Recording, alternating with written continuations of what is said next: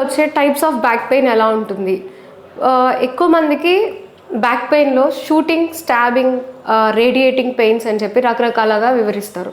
So, shooting pain అంటే ఒక్కటే పాయింట్‌లో ట్రిగర్ అవుతూ ఒక దగ్గరే షూట్ చేస్తున్నట్టుగా షార్ప్‌గా ఉండే పెయిన్‌ని షూటింగ్ పెయిన్ అంటారు. దాన్ని యాక్సియల్ పెయిన్ అంటారు ఆర్ మెకానికల్ పెయిన్ అంటారు.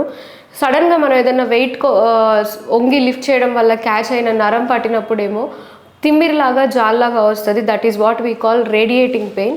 ఆ రేడియేటింగ్ పెయిన్లో ఏమవుతుంది అంటే మొద్దుబారిపోవడము, నడిచినప్పుడు నడక డిస్కంఫర్ట్ ఉండడము, పడుకోలేకపోవడము, ఒక కాలు మీదనే ఎక్కువ ప్రెషర్ పెట్టినా లేదా ఒక కాలు మీద నిలబడినా బరువు ఎక్కువ పెట్టి నించున్నా కూడా సమస్యలు రావటము, ఇవన్నీ కూడా బ్యాక్ పెయిన్ వల్లనే ట్రిగర్ అవుతాయి.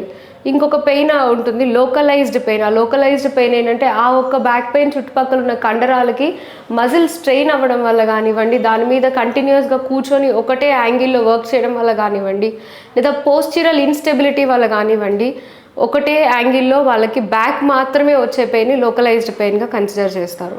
సో ఈ టైప్స్ ఆఫ్ పెయిన్తో పాటు ప్రతి ఒక్కరికి వాళ్ళ పెయిన్ ఎలా ఉంటుంది, వాళ్ళకి తీవ్రత ఎలా ఉంటుంది అనేది, హెర్నియేటెడ్ డిస్క్ ఉన్న వాళ్ళలో కొంతమందికి అసలు నొప్పి కనిపించదు. కొంతమందికి మజిల్ స్ట్రెయిన్ అయినా కూడా తట్టుకోలేనంత తీవ్రమైన నొప్పి కనిపిస్తుంది. సో ప్రతి నొప్పి ఒకలాగే ఉండదు. ప్రతి నొప్పి బ్యాక్ పెయిన్ని ఒకేలాగా డయాగ్నోస్ చేయడానికి కూడా అవ్వదు.